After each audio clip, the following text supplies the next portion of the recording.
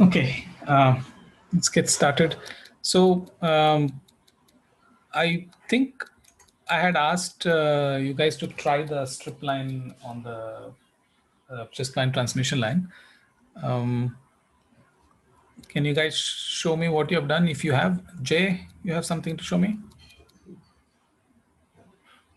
Yeah, I'll just share my screen. Yeah, I've enabled it. Go ahead. So I mean, it doesn't really, the S matrix is not as expected. So I wasn't sure how to put the correct dimensions. Can you see my screen? So I think I need to share everything. No, I'm seeing your screen. What do you mean you didn't know how to put the correct dimensions? One second. I'll share the TX line thing as well. So for Yeah, that, for I'll share TX line, all you the have to screen. share the whole screen. Yeah.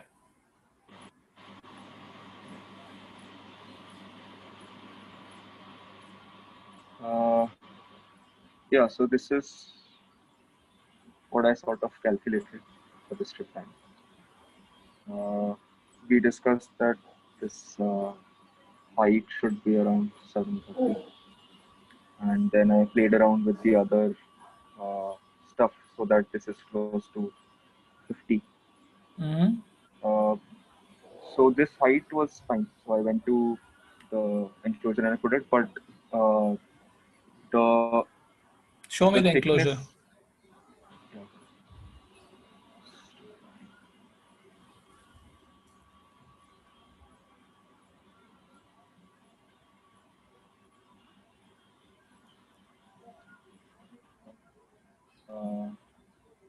Yeah. Click on the dielectric layers tab. So wait, why is this 50? Yeah. Well, those numbers are wrong. Yeah. Okay, fix that. Let me move on to the next person. So this, Those numbers are obviously wrong, Jay. yeah. Fix it and Yeah. let me see. Well, Joydeep? Actually, I haven't finished that. I will do and so you will then see in the next class. Okay. What about you, Srijita? Yeah, I'll share my screen. Yeah.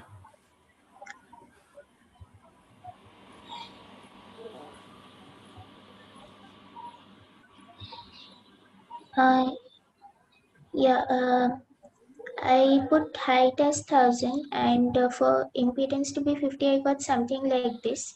I approximated it to 5100 when I put the values in, and for the electrical length to be around 90, I got width of something of around 315. Srijita, opposite. Sorry. The width determines the impedance and the length determines the electrical length. Oh, yes. Sorry. Yeah. And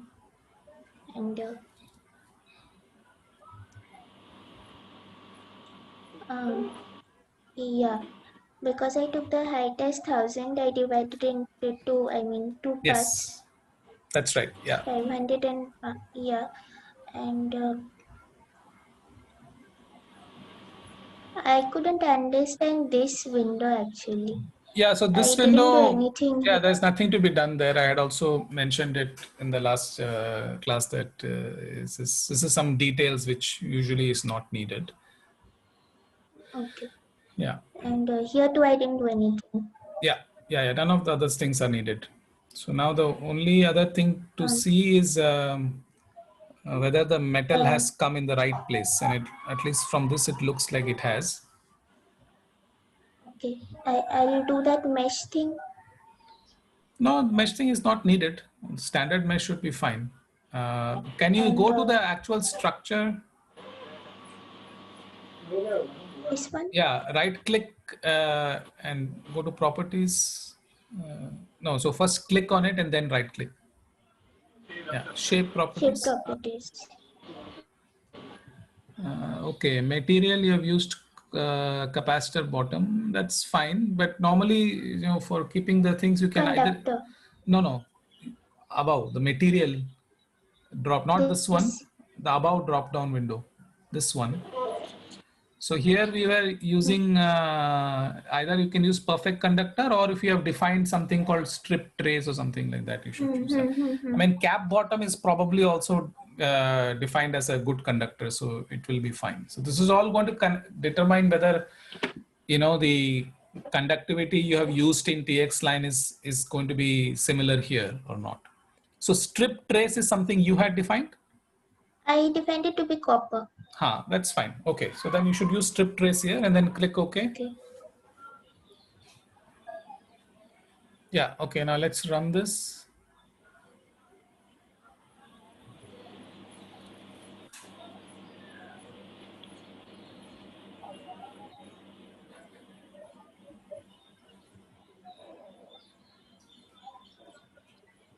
Yeah. Okay, I mean, the response should be the same as the ideal microstrip with the correct impedance, right? So the main difference now is that this is a completely symmetric transmission line, and hence the TEM modes are proper. So the ground is on top and bottom. So we know in some way this is closer to the coaxial geometry, which is center conductor and ground uniformly on all the sides. Here there's only ground on top and bottom. So that way it's a more ideal transmission line, but the problem in terms of practicality is that it's not very suitable for microwave structures which have both, you know, such transmission line sections and also components. Like if you're placing some inductor or some capacitor or resistor as part of a circuit, let's say one is making some kind of a microwave amplifier or something like that. And so they are going to contain sections of transmission line and some components. And now the problem is the conducting plate is in between two dielectric layers. Yes. So how will we actually access the thing is a problem. So typically strip lines are used for, you know, microwave circuits where there are no components. So, you know, there are things we will cover in the next couple of lectures. And then the strip line geometry works. It's also slightly complicated from the point of view of assembly because now you have two traces. And in practice, at least the way we have tried it once in our lab is exactly like how you had to do it in your simulation. There are two circuit boards we have taken, and then, you know, put them on top of each other with the trace in the middle. But it's not so easy to assemble it because now the coaxial connector which comes from the outside, you know, the one which will replace the port in your simulation, that also is now has to be sandwiched. So there are some tricks. This is something we have not really looked into in great detail, but simulation wise, this is correct. Okay, all right. So you can stop sharing now. Thanks. Let me share mine.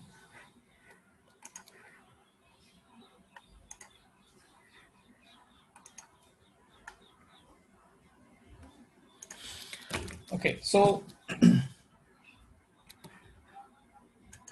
we have seen two of the transmission line types. Okay, microstrip and strip line. So I don't think I need to go over in much more detail in strip line. If you want to read more about the differences between microstrip and strip line, Posar has some nice content on that. So you can just take a look at it. And why one is quasi TEM, why the other is. And as I explained last time, it's basically got to do with the fact that the central conductor is in a strip line is uniformly covered by a dielectric of the same type. Whereas in the microstrip, you have air on one side and dielectric on the other side. So it's not you know, uniform, and that makes the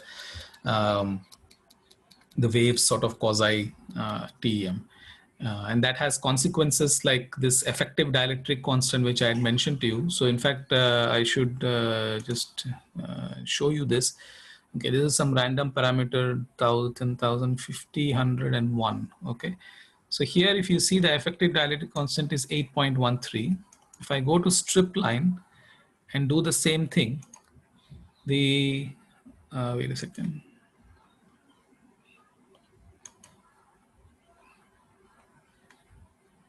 It's 12 point.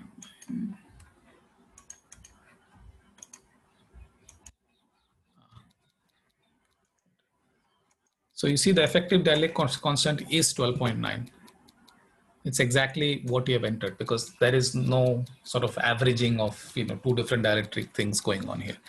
So that's the main difference between these two, and then it varies again for other transmission lines. And as I said, that strip lines are sort of, even though they're nice, they're used only for a particular kind of applications.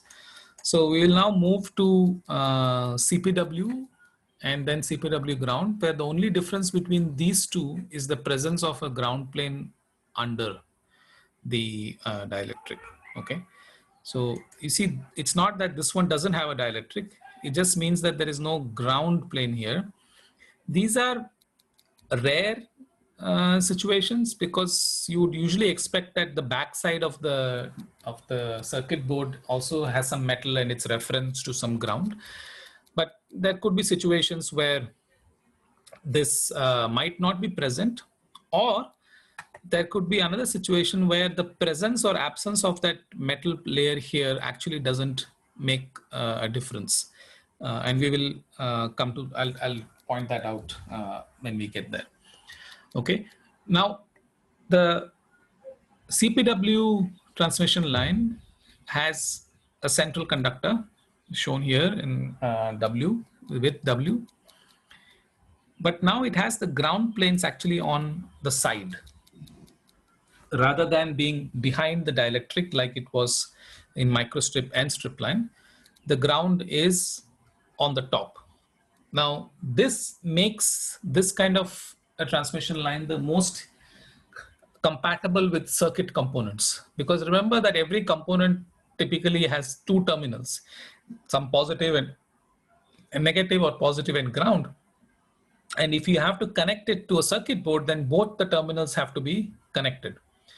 And because in CPW, both the ground and the center conductor are on top, on the same surface, then it makes it very easy to actually connect components. So you can put a device, across these two terminals, and that would give you a way to connect them. Even in microstrip, in strip line, I was saying that you can't even get to the central layer because it's sort of buried between the dielectric.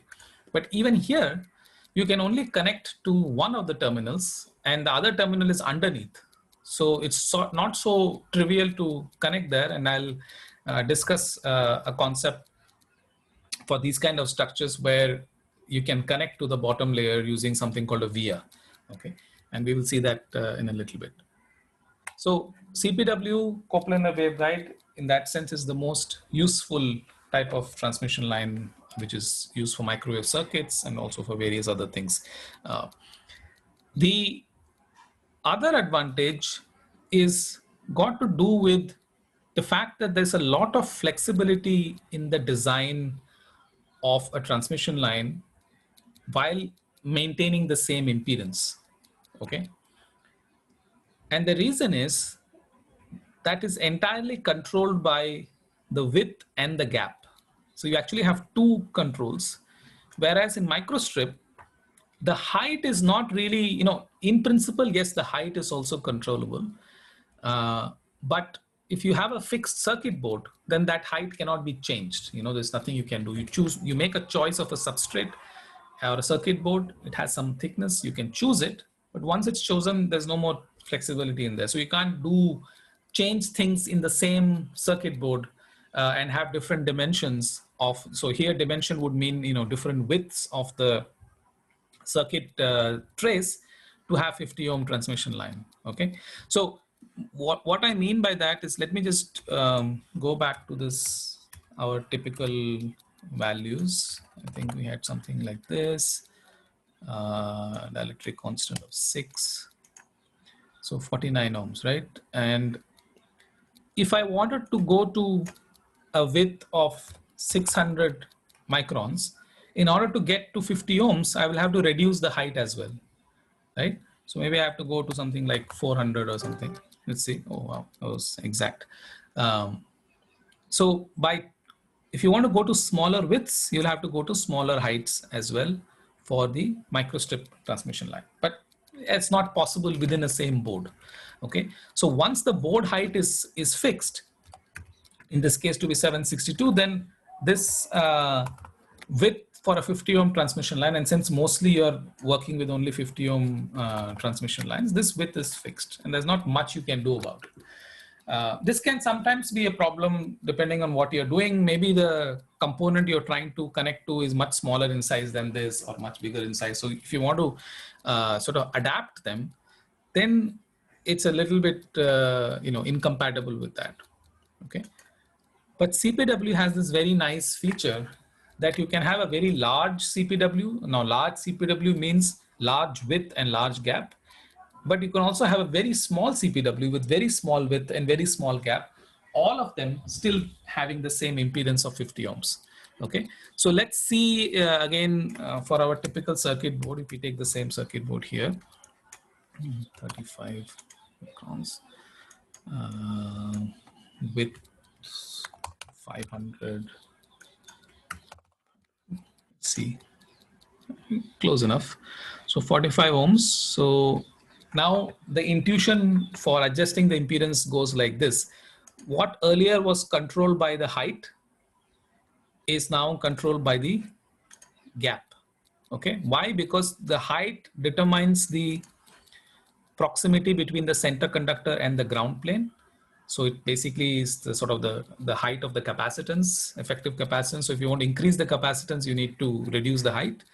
Same thing is now controlled by the gap here. So the closer the ground planes are to the center conductor, the higher the capacitance per unit length. And that is the same as bringing the height lower here in this case.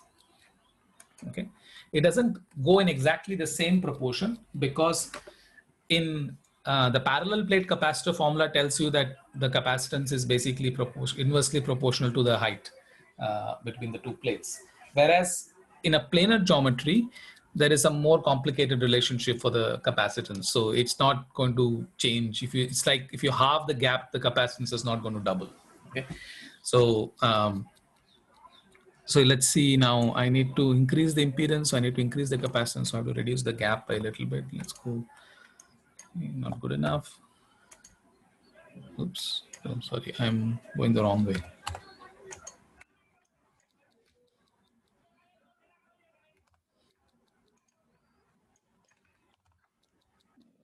What am I doing?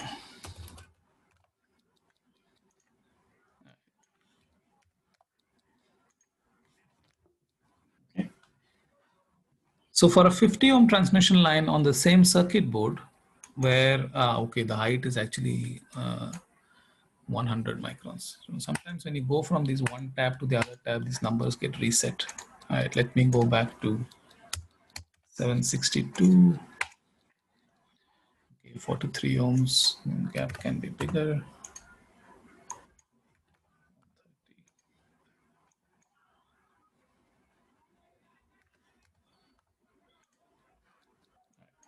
Something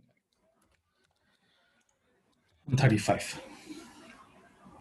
Okay, so one other point is that in general, in this idealized models, one assumes that this ground plane on on this direction is infinite in extent, but of course in reality that's not the case. So as long as they are big enough, it's fine. We will discuss what big enough means a little bit later. Okay, so 500 micron width. So you can see that already this is much smaller than the 1100 microns we had gotten for the microstrip trace to give you 50 ohms. And the reason is that now this gap, I have brought it a lot closer compared to the 762 microns of the height. And in fact, it's this ratio which determines whether having a metallic ground plane at the bottom, like in the CPWG, actually affects the characteristic impedance or not. Okay, and it's sort of easy to understand. If you put a metal plate here, then, and that is also assumed to be ground. So it's actually the same ground as the one on the top. Okay, that's sort of the assumption one makes. How in practice it can be implemented, we'll discuss in just a little bit. So if you have something, it's kind of like a microstrip with additional ground planes on the top. right? So there is some capacitance per unit length which is going to come from this dimension as well, but also from this dimension. So if one of them is much bigger than the other, then it will dominate, right? And typically because the substrate is of a higher dielectric constant than, always air.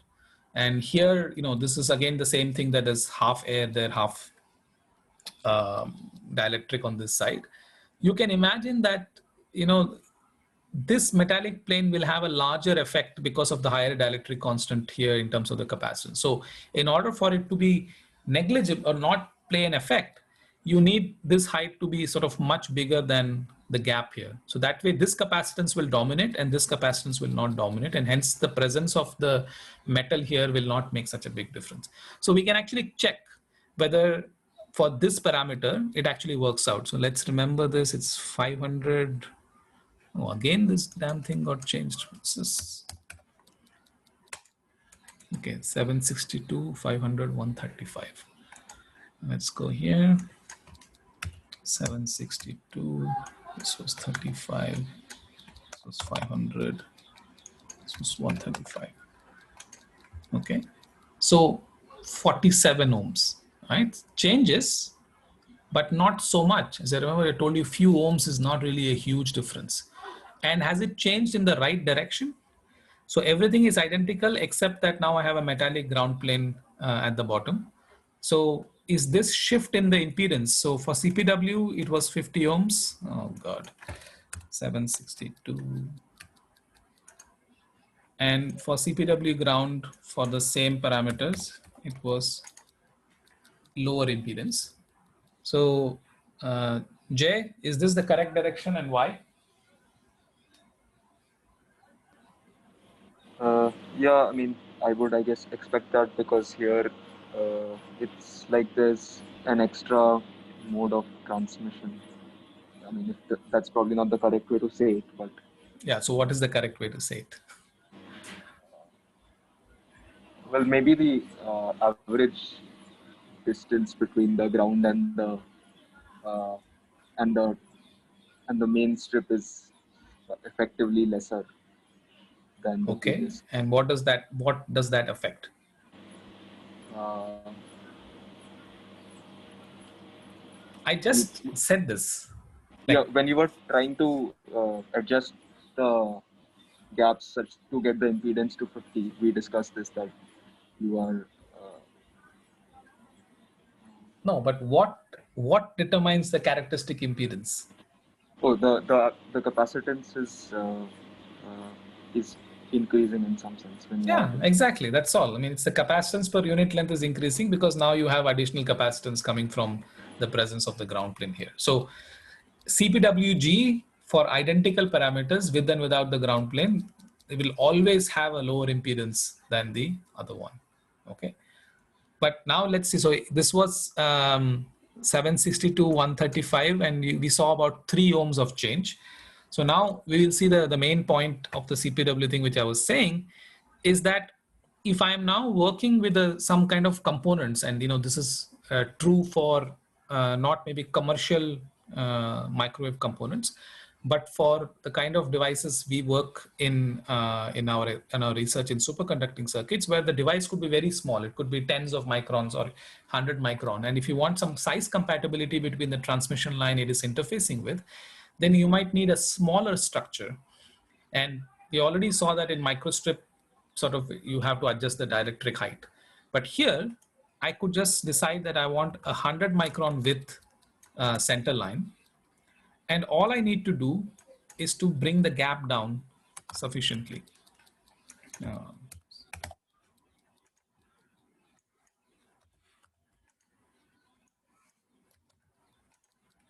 Right? So when the width becomes smaller, the gap has to become even smaller because now the capacitance coming from this thing is dropping. So I need to bring the ground closer. So now this is a very compact CPW in the sense that it has only 10 micron, 100 micron width and 46 microns of gap. All right. And the main point here is that this can be done in the same chip, right? The substrate has not changed. So this actually opens up the possibility for doing things like this. So if you have a CPW line which started like this, so this is the ground plane, then you can actually do something where this becomes smaller and you bring the ground plane also closer, right? So if one does it in such a way that at any point the ratio of gap to width gives you 50 ohms, then this will be a continuously changing 50 ohm transmission line without any mismatch, and hence no reflections. So it will be a perfect transmission line. And this is extremely crucial for the kind of things we do in our research. And there's a very simple reason for this, is that not only that you can make different sizes, but the ability to transform from one to the other without having to change anything else.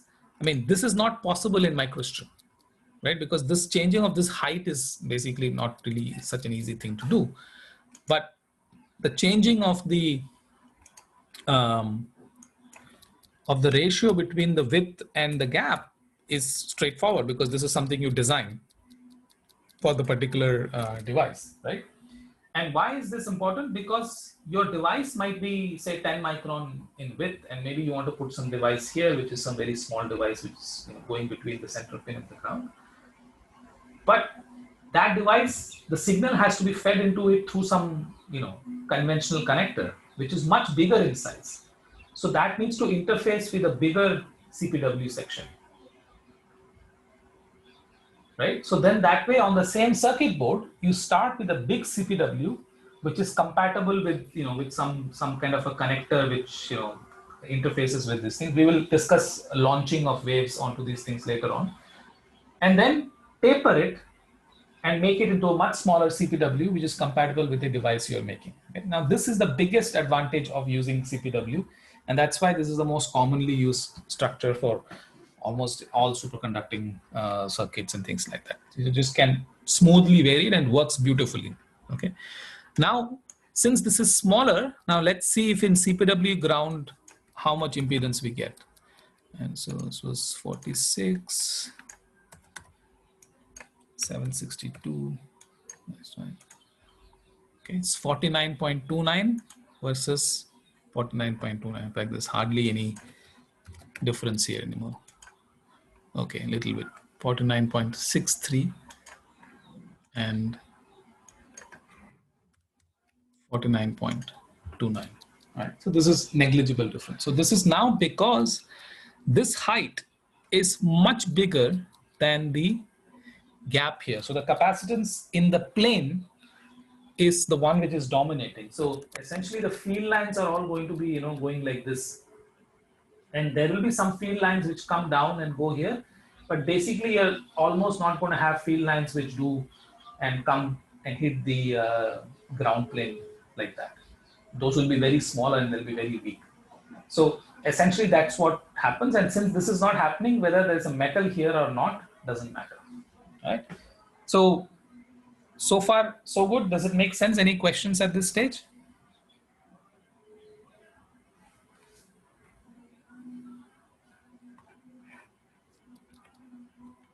Yeah.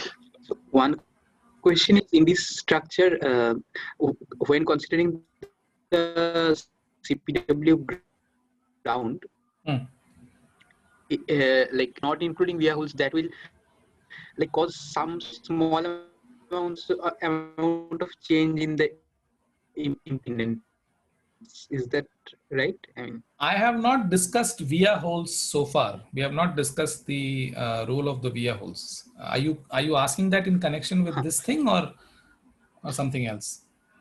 Yeah. So like here, when they show this picture of CPW ground, then like our presence of via holes like taken into account, they considered that those things are there, or is it just this geometry that if there is just a ground?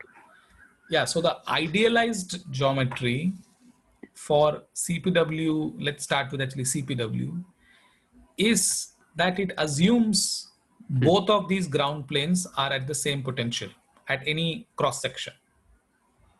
Okay. Okay. That is the assumption of a CPW transmission line. Okay. It basically is saying that if this is plus, these are identical minuses. Yeah. Another way to say it is if the potential here is V1 and potential here is V2, the potential here is also V2. It's not some other number. Okay. That is the assumption when you are solving for the CPW transmission line. In practice, Okay, right. how does one achieve that is a different question, and I will come to that a little bit later.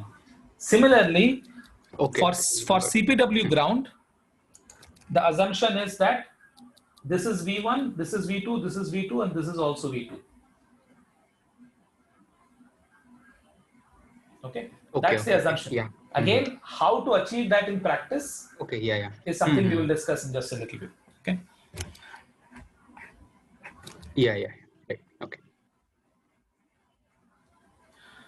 All right. So, okay, let's see. So this is fine. Yeah, now I guess let's just stare at this effective dielectric constant number. So here it's much different now. It's like from 2.62 it's saying, right? Frankly speaking, I'm not sure I understand exactly what this means, because it doesn't look like there is less participation of the dielectric as opposed to the ground compared to the other one, but maybe there is, because I guess in this case the field lines have to go through the dielectric all the way up to this thing, and on the top it's not there. But here it's if the gap is small and the dielectric thickness is large, then it probably should look more like vacuum. So hence dielectric constant is effective dielectric constant is smaller.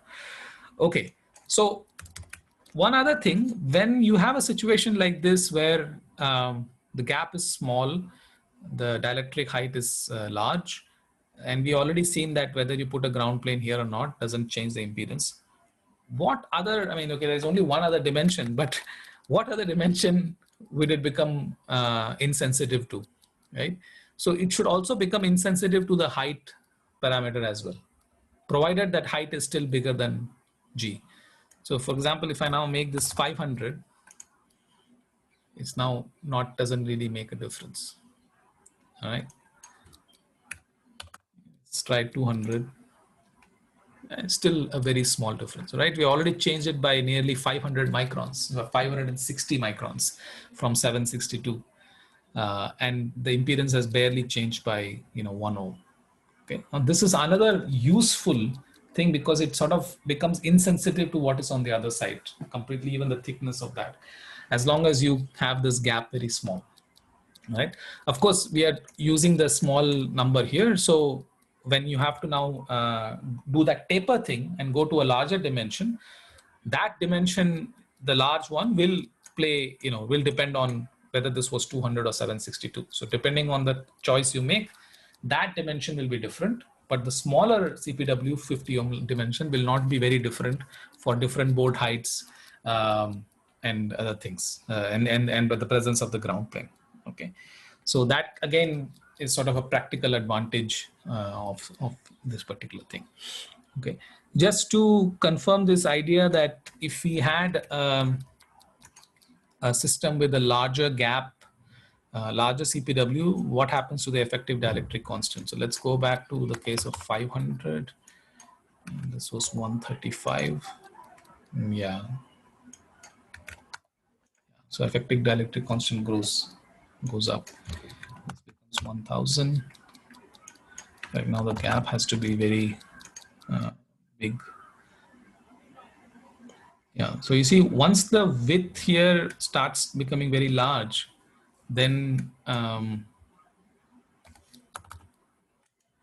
it will have a very different effect depending on whether you have CPW ground or not. If you have CPW ground and there's a ground plane here, then a very large width will basically act like a microstrip. right? So imagine, remember that we had something like 1200 for a 50 ohm line. So if I go to CPW ground and put 1200 here for 762, and let's try a big gap here, then it's actually never possible to come back to 50 ohms, right? Because this capacitance itself is already high enough that it is going to become 50 ohms as long as you keep this fixed.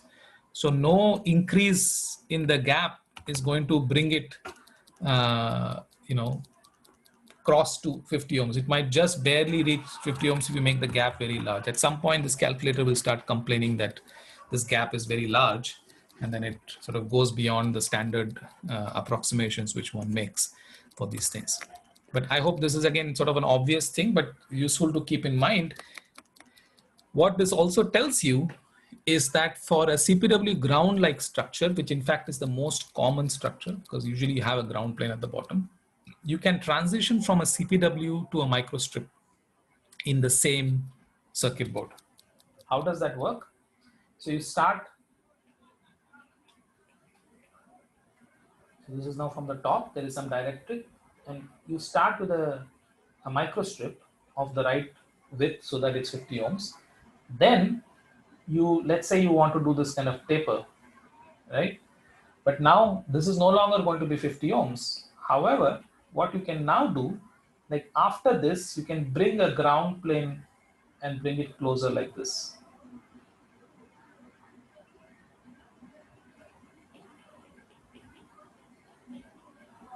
And now you can again do it so that it's uniformly 50 ohms all the way through. So it started here as a microstrip on this side and then ended as a CPW on the other side. These kind of things are also sometimes useful because launching a circuit from a connector onto a microstrip is sometimes easier. So one prefers to do that. And then, but if you actually have a CPW circuit, then you can do something like this to transition into a CPW. Okay. There's one other thing I wanted to say here. Right, I think that's it. All right, so now let's see how to actually make this in microwave office simulation. Okay, so this requires a small trick.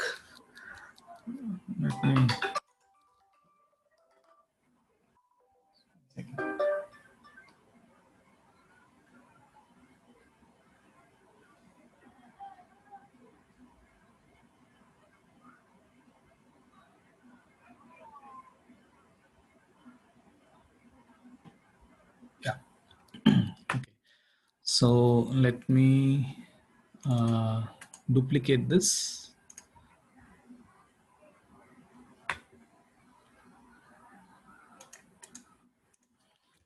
Call it CPW. CPW ground because we have the ground plane already. So we'll start with that.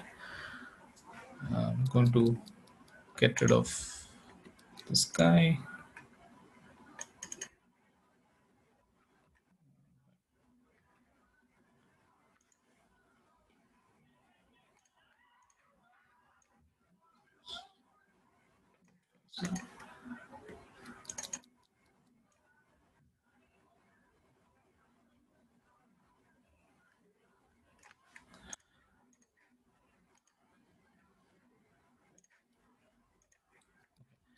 Now, just go back to TX line, get the numbers we want. So 762 is the same. We will try the small one first. So let's do 100 with, and was it 45?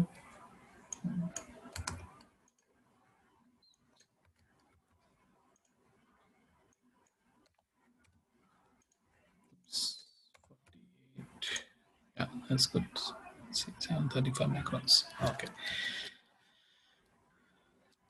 So this thing is currently, oh, it's huge.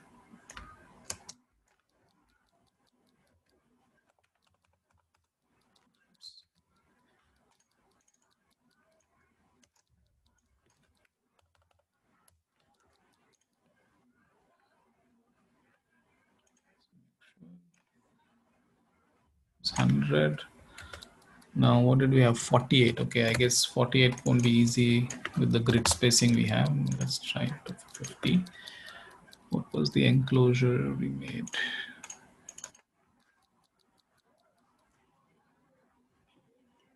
10 microns. That should be fine.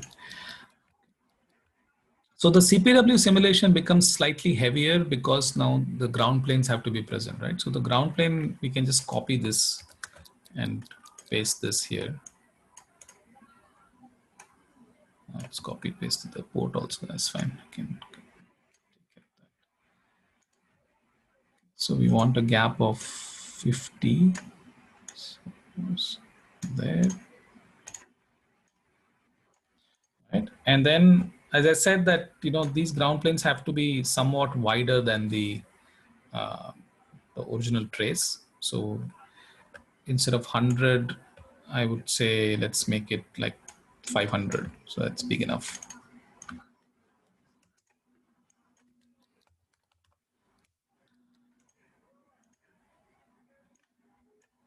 Okay, I'll copy this, put it over there.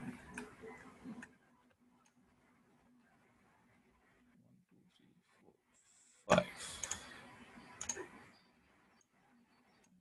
50. Last thing is, what was the length we needed for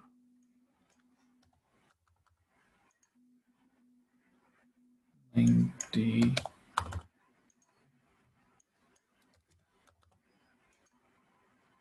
4600 for 90 degrees. This is currently 6000.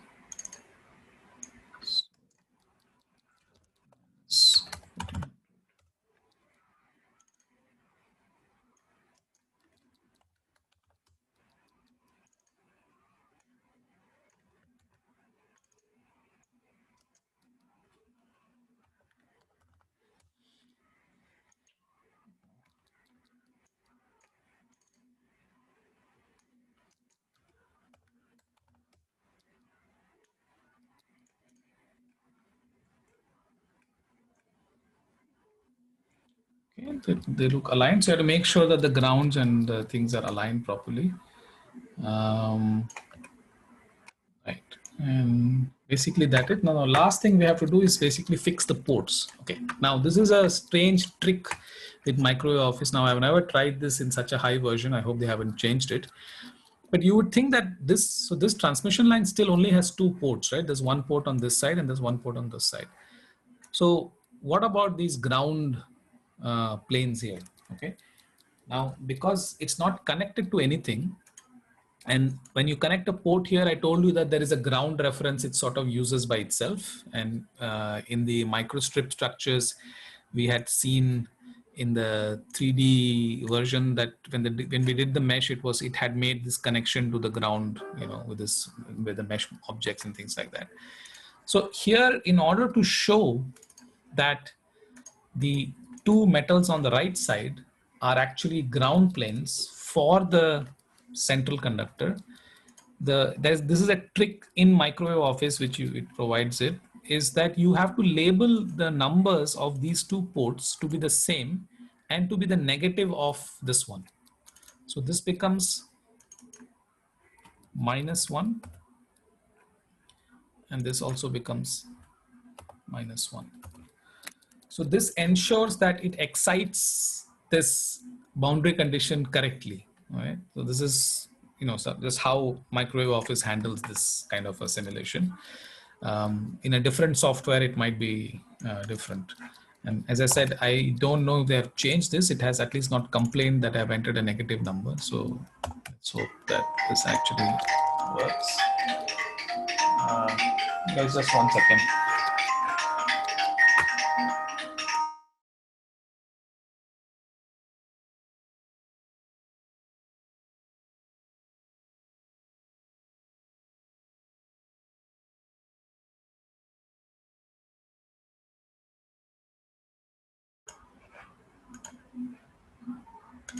Right. Okay, so that's it, and this is all you need to do this. and we can now run the simulation.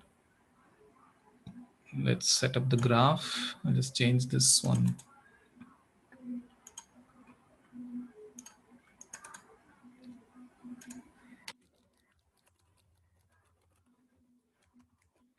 CPWG. Should change this also. That is correct. Okay. Let's change the source here.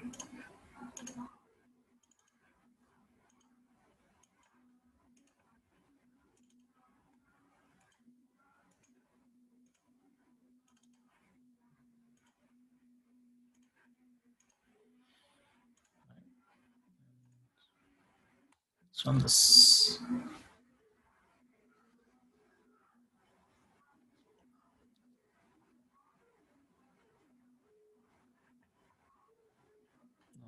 Actually simulating the other one as well. So this is something you have to be careful, is that if in the project there are multiple EM structures, and if something has changed in them, it will always try to simulate it. So if you don't want to simulate other ones because it will take up time, you can just right click here and there's somewhere here toggle enable, and then that way it will not simulate that one. So in fact, let me cancel this guy. Move on to the CPW one.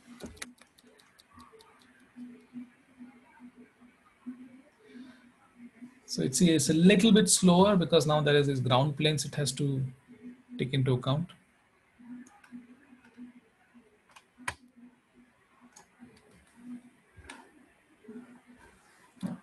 Finish. Okay. So it looks like a reasonable transmission line, but not so great. Look at the return loss. It's okay at low frequencies, but then it crosses -20, even all the way at 2 gigahertz. And then it becomes somewhat quite bad here. And this is probably because we have not set the gap correctly. This is also, sometimes you would see that there will be a difference between what TX line predicts and what you see in a finite element elevation, because they use different sort of approximations. So sometimes you can have that problem. I am not sure in this case what exactly is the issue, but I guess 4 microns on 50 microns is not such a small change for the gap. So it was, I guess, 46, right? So let's try, oh, this is actually a 10 micron gap. So there's not much we can do about this. All right, let's say it wasn't that slow. So let's fix the enclosure. Let's go to a, so we actually need more resolution in this Y direction. Let's make it 2. Now,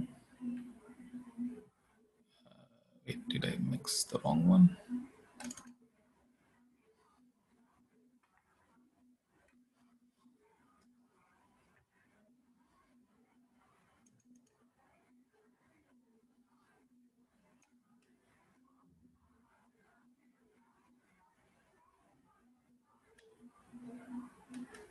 It should have been Y, right? What's this? Closure by spacing. Oh, okay, it's fine. Just fooled by this. So now I can move this closer by 2. So this should make it 46. Good.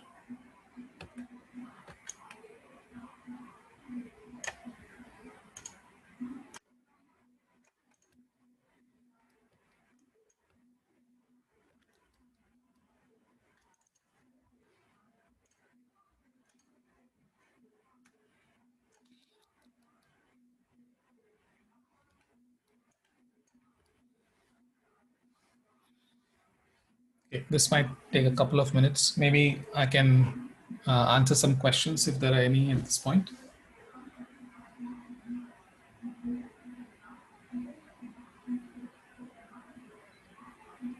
I had a small question. So yeah, sometimes to launch the signal, we do some wire bonding from the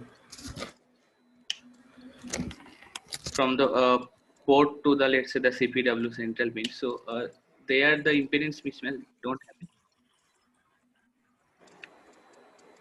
Are you asking if impedance mismatch will not happen or will happen? It should happen, right? Yeah.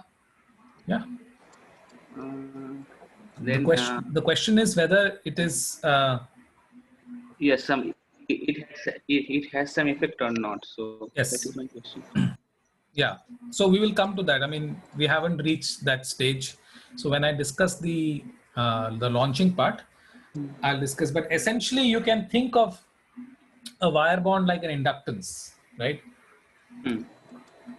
If you are able to connect the two different metal traces by sufficient number of wire bonds, then it becomes almost as if it was a continuous thing. So that's the general idea, that if the wire bonds are large in number in parallel and they sort of mimic the structure, the reason I'm not going into detail is that the others don't even probably know what a wire bond is. So let me actually keep that aside for a little bit later when we come to that discussion. Okay. Okay, this has become extremely slow.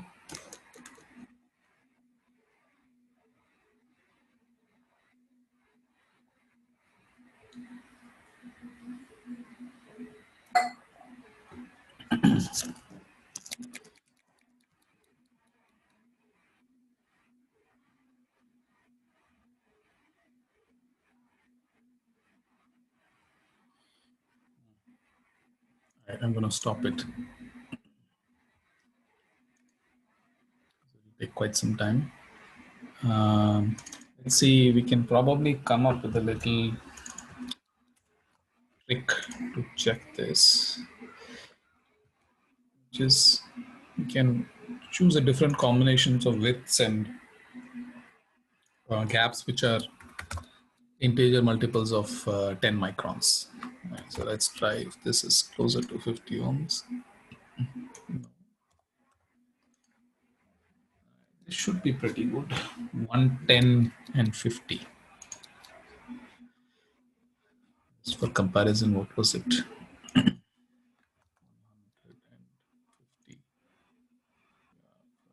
1.04 ohms versus. Okay, sure. Should work. Let's go back here. You see, this gap is now is coming in between the grid spacing. It actually will allow you to simulate it like this, but I've sometimes had weird problems. So one thing you can do is you can right click on it and say snap to grid. Then it will go back to its standard, the original grid here. In principle, especially when you're importing from outside in a different CAD, and the dimensions are not integer multiples of the grid you have used here, it will show up like that. And it doesn't give you any error or anything. So what did we say? We want the width to be larger by, oops.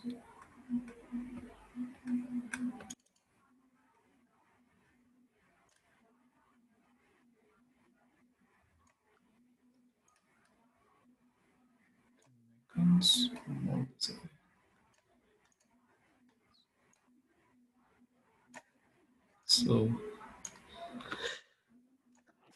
excuse me, 50, 50, 110.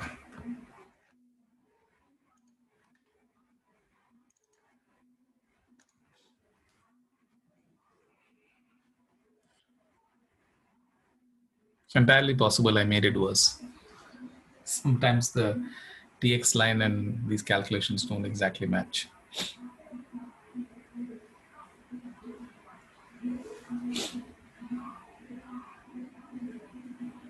So is the frequency dependence of the impedance in such a structure more, sharper as compared to the previous ones, which is why we are seeing this sort of a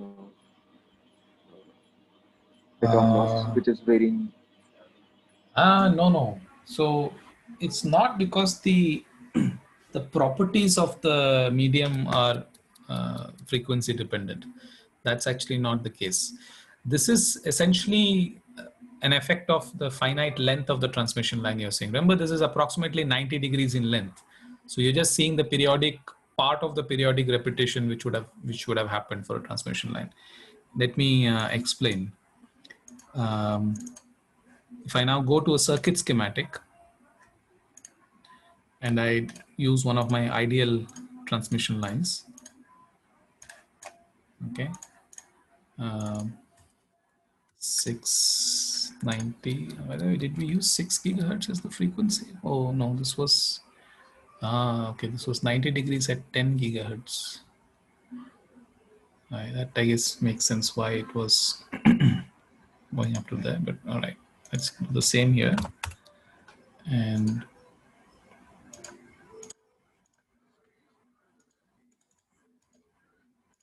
port. And now the point is that this is not exactly 50 ohms. So let's say it's 49 ohms. Now if I, let's go back here and I'll just add one plot, which is just the reflection. Use the schematic one. Okay. So you see this same behavior. It's because of the finite length of the transmission line. It's now giving you the frequency dependence, because the mismatch itself is going to look like effective mismatch because of the extra length. What this is not measuring is just sort of the return loss at the entrance, that if there is it's because of the finite length as well. So this is already telling you that it cannot be reproduced by just a simple 49 ohms thing. So clearly something else is going on. The simulation results are quite different from the predicted values by, we did use CPWG, right? 762, it's the enclosure here.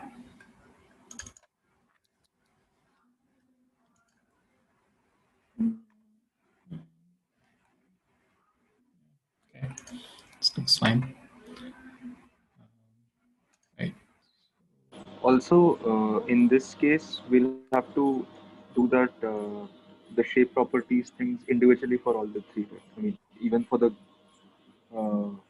ground planes, for example, we've made 3 rectangles.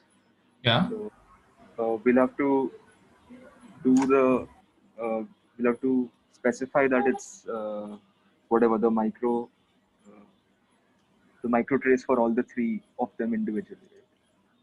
Right? You mean the material? Yes. Oh, yes, that is correct. But because I copied from the same thing, they will have the same properties. We can verify that. Okay. Because I used the same center one and I copy pasted it, all the properties are duplicated. So it's all in the same place. So this is also micro trace. Okay. That one, of course, is micro trace. And this one is also micro trace. That was not the problem. Now, this is actually slightly worrisome because it's giving, I mean, by comparing this plot and adjusting the schematic of the other one, I need something like 66.5 ohms to match the return loss data of this guy. That's, in fact, even the forward one. So I guess there will be a similar solution on the other side, around 37 ohms. We can't tell from this return loss whether the impedance is lower or higher. For that, we have to look at the Z in.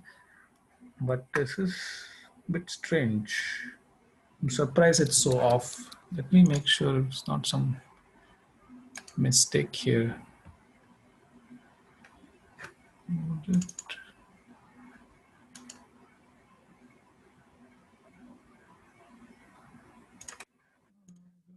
This A disappeared. Okay, at some point I'll try to explain what this type actually means. It's a very subtle thing which I've also not fully understood. It's got to do with ground referencing.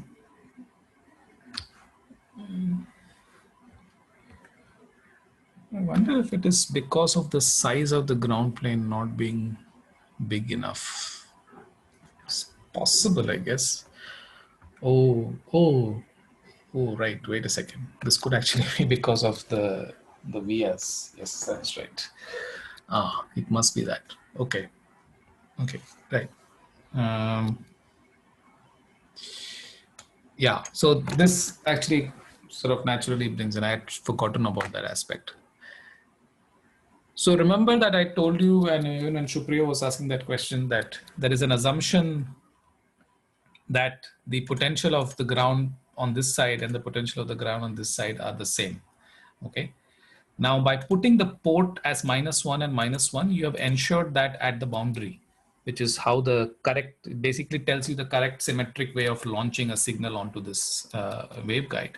And you have done it on this side. However, remember again that the moment you have any distances which are comparable to the wavelength of light you're studying propagation in, then there is no, the potential can change, right? I mean, there is the potential of this guy could be freely changing with respect to this one. And that's what happens in real CPW lines, that unless you do something, you cannot get it to work, because these two potentials will now vary with respect to each other. And that will actually introduce another mode of transmission called the slot line, which is basically just two conductors without the center one. So that complicates the transmission through this particular mode.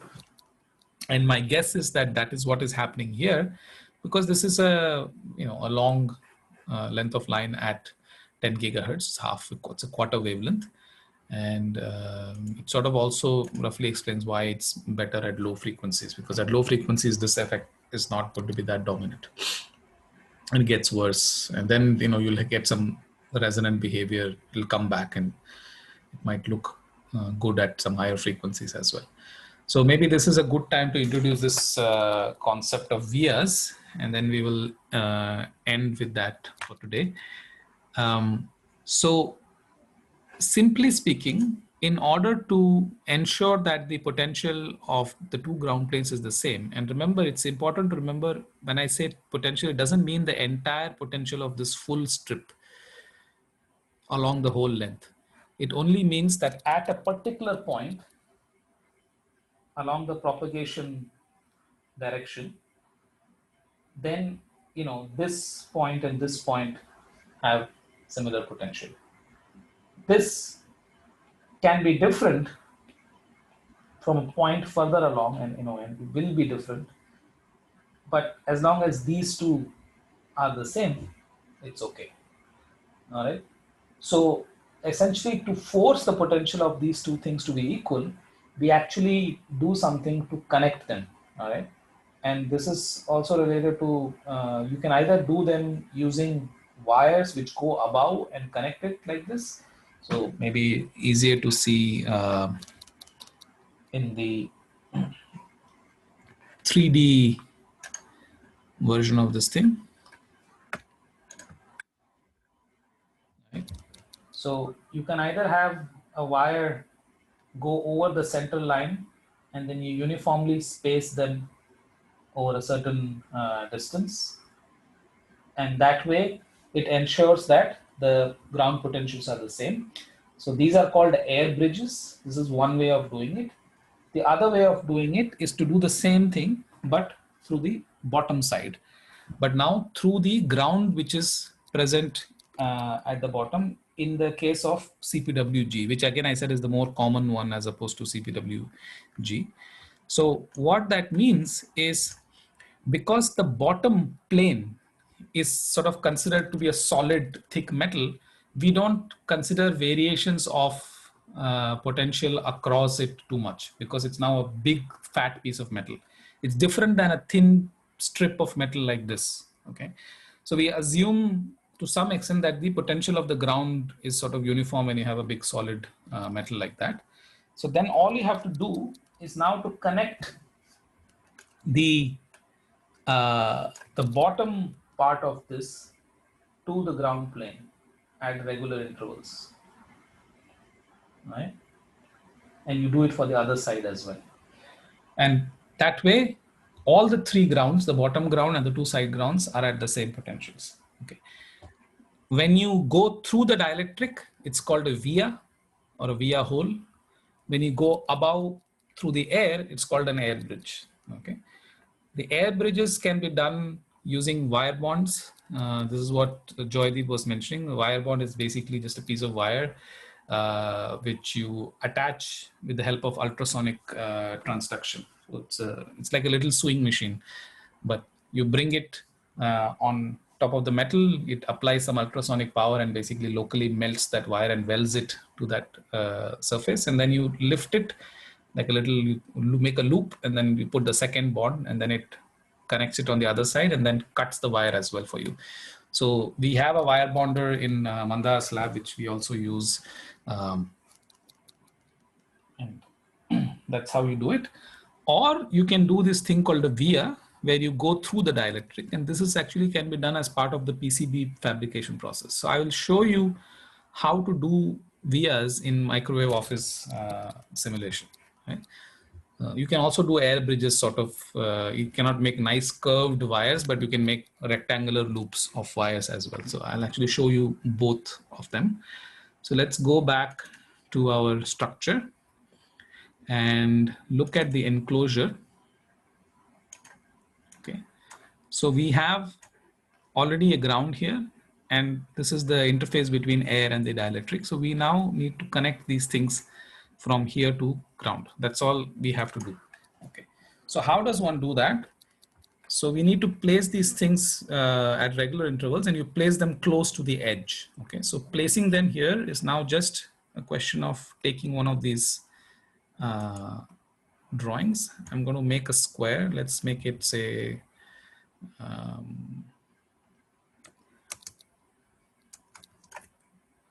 oops.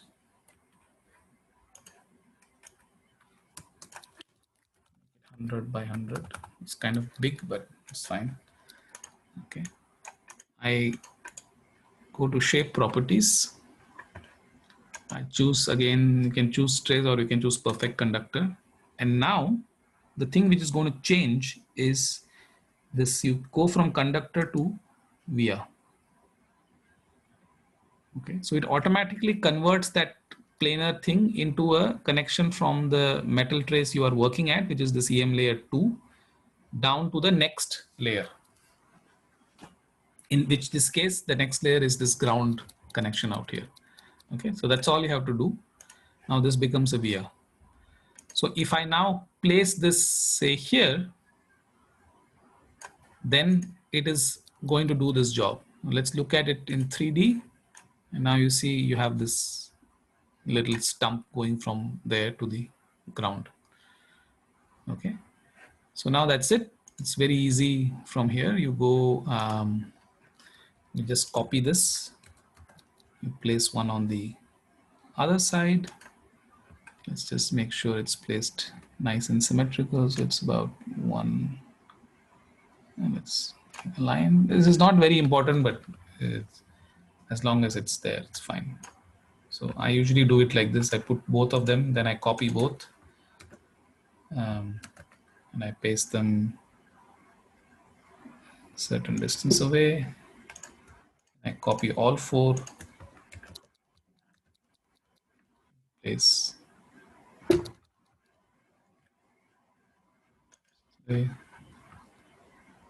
and then I can copy all 8.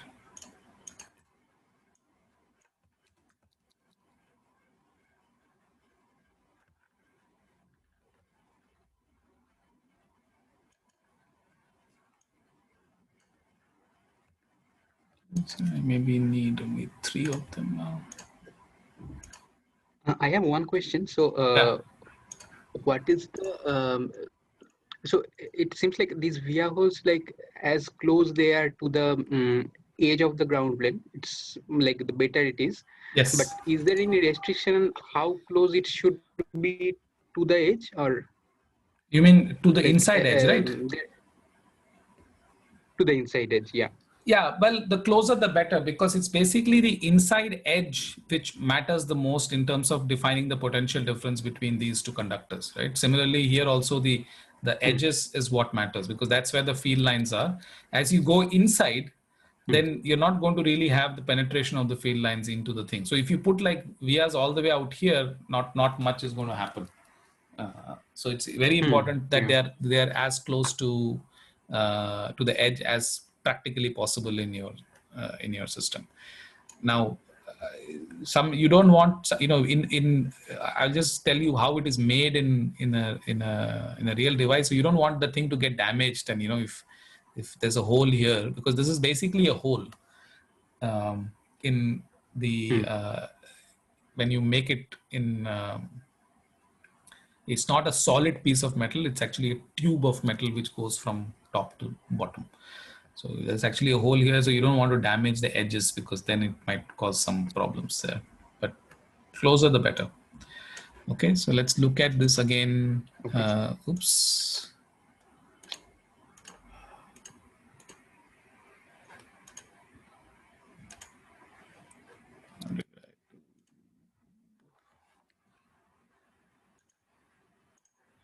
I guess it has to do the remeshing before it can show me the 3D drawing. Oh no, there it is. All right. And this works only because there's actually a connection between these 2 points because of the bottom plane being ground. Otherwise, this will not work. Now, let's see. This also usually makes the calculation a lot heavier. It can slow things down. So let's hope it's not super slow. There have been situations where it's a very large structure and I've put so many vias that the calculation never even proceeds and sort of crashes.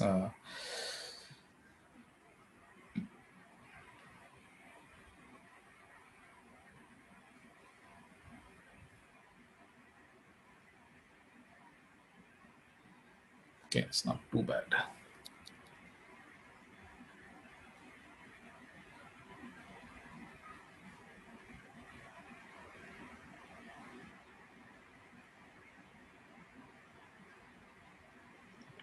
And another thing is, if there is there any like specific recommended number that should come within some particular wavelength or something vias Well, I across mean, the line? the general thing is more the better, but I forget there is some rule of thumb that in a given wavelength you need at least a certain number. So they will say that okay, your things should be spaced at least by lambda by 12 or lambda by 16 at the highest frequency you expect it to use, right?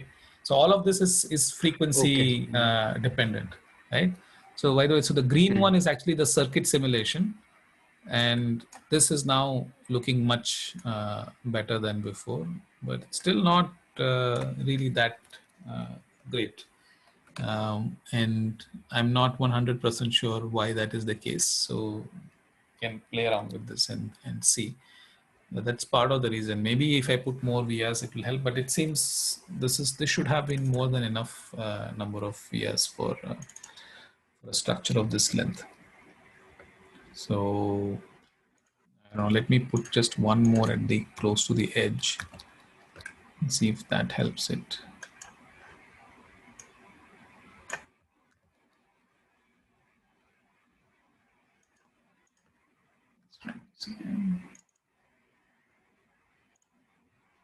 There is a similar rule of thumb for how long the ground.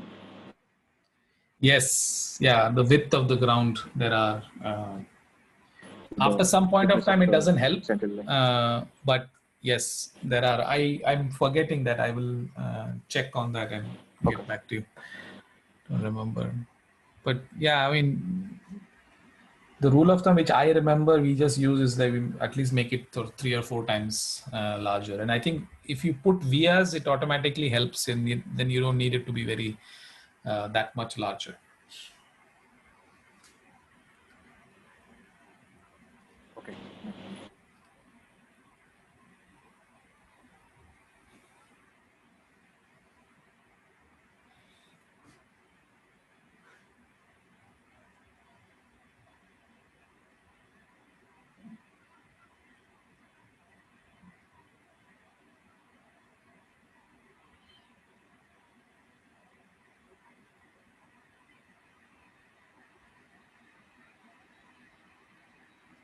Okay, it's sort of marginally improved it a little bit, but I would still say it's not that great. So maybe one of the things you guys can try is play around with it and increase the try increasing the width of the ground plane. Maybe adjust the gap a little bit and see if it actually comes closer to 50 ohms or not. Because going to a smaller grid will allow you more control, but it might then slow things down quite a bit. Simulation, but you could try running it overnight and see. Okay, so that was VIA. So the last thing I will show you is now how to do the same thing as air bridges. It's exactly the same technique.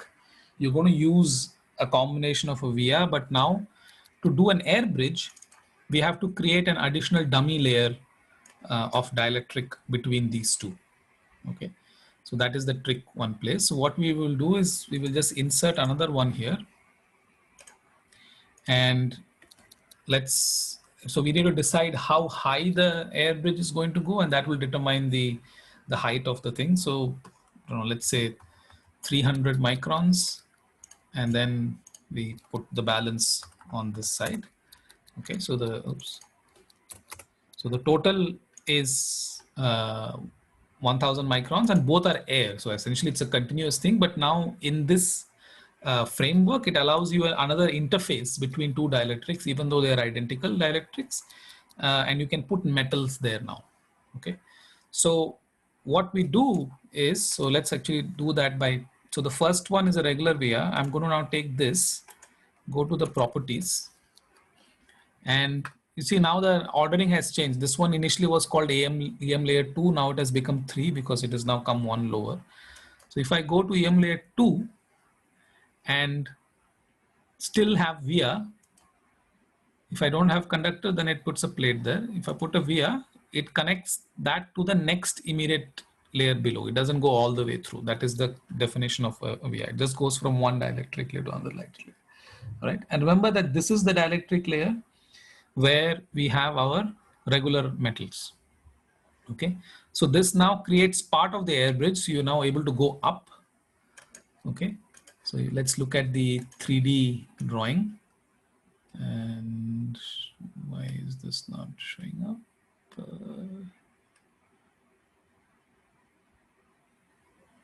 Right, what happened?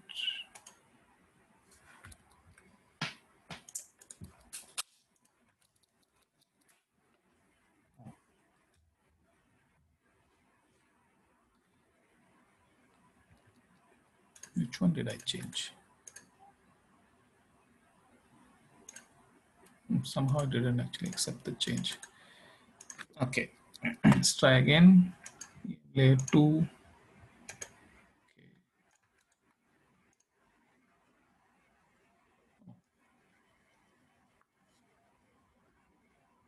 I wonder why it's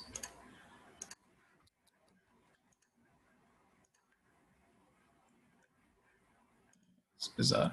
Maybe it's because there's no metal there, it doesn't like it. So let's fix that problem. So anyway, the what we are trying to do is now go from EM layer 3 down to EM layer 2 via a VIA. So that will give us basically something going up from 3 to 2. And then you need to connect the two. Okay, earlier the ground plane for the VIAs to the bottom, I didn't have to connect these two because they were part of the connecting to the underlying ground plane. Now there is no such plane here, so you have to put that in. So that sort of basically completes the loop of wire. And for that, again, it's very simple. You just take, draw a rectangle from there to here. Properties. This is going to be a conductor. Sorry, I mean this conductor. We choose a perfect conductor, and it's going to be on EM layer 2. Okay, it's on the top layer. So between the two air layers there. Right, so let's see if this now shows up correctly. Okay, good. So this is now showing up correctly as this sort of floating piece of metal there. And now we can try to fix this. see if that works.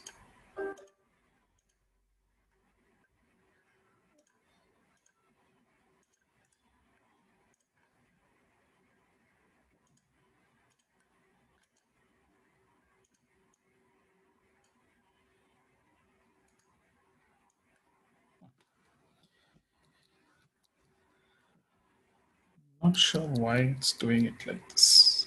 Let's try.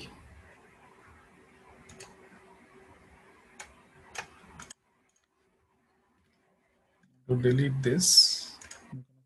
This one is showing correctly on that layer.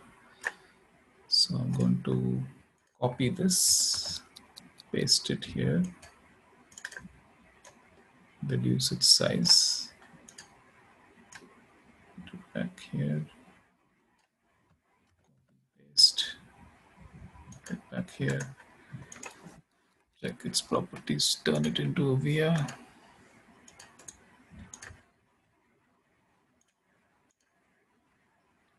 So this works.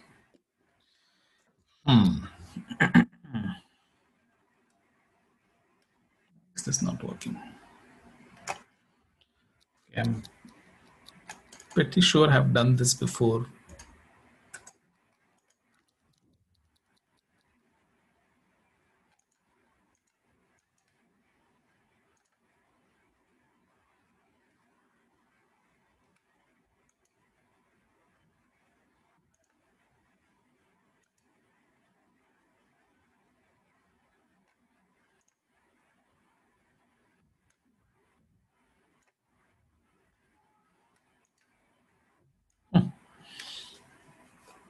Some reason it's related to it being a perfect conductor. See, now it's showing up correctly.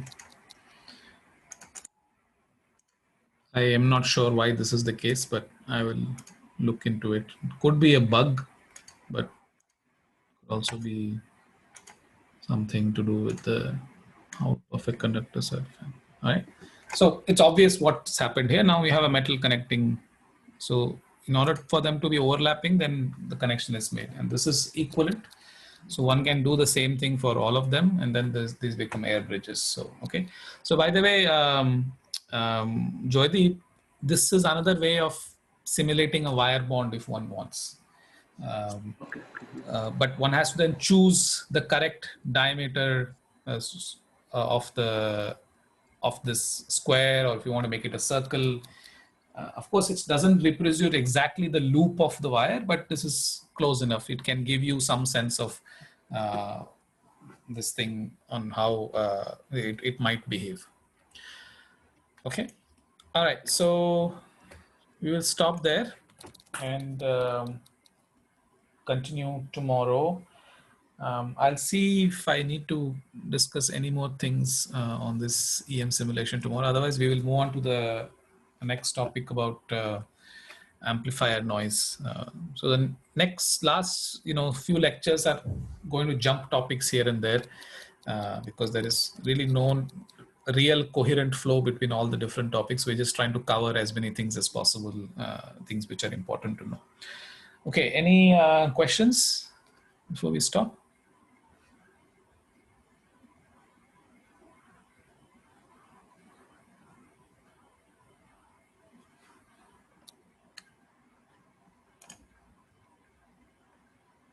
Okay, all right. So try this. Those who have not done the strip line, do that, and also play around with this CPW structure. Play with the air bridges, vias. You can try playing with the distance between them and see what happens. But of course, there seems to be a problem in terms of it not even giving us a good 50 ohm line based on the calculations we have done from TX line. So I would first suggest to, so definitely use the vias and try to increase this, this dimension here a little bit and see if that makes it better. One other thing to help you diagnose is, so remember that I made it, this length was chosen so that it was 90 degrees. I actually wanted it to be 60 degrees, but this number was left here as 10. In fact, I was surprised. I was surprised that the the length of the transmission line was similar to the microstrip transmission line we had made. It was only a little bit larger, right? It was 5200. In fact, it is smaller, even though the effective dielectric constant is much smaller than the microstrip. That was more like 4 or 6, 4, and this was even smaller. So that actually naturally means less capacitance, which means higher speed. So if it was higher speed, then the wavelengths are going to be longer. So I was actually expecting this to be much longer in length, but because the frequency was almost double, that sort of compensated for that, and the length became. So make it, you know, so probably you have to go to 10,000. That will be about maybe much. Whatever is needed for 90 degrees here, and run the simulation for that. It might allow you to see, and then if you simulate up to 10 gigahertz, you can see what's going on. And by comparing the response and looking at input impedances Z in from both sides, and comparing it to the schematic of a line of similar length and pairing the impedance, you can tell whether the line you have is behaving like a transmission line of something which is different than 50 ohms. Okay, so why don't you guys play around with this, and then we can discuss this tomorrow before we move on to the next topic. Okay, all right. Question, so, just Yeah. before. So in the CPWS, if I want to use the sub-circuit schematic, so how I will make that? Because here you have put -1, 1. -1. So this -1, -2 thing is just a trick for microwave office to tell it that this is sort of a CPW kind of excitation. But this is still a 2-port system. So if you go to elements here, go to sub-circuits, the EMS CPWG is still a 2-port box.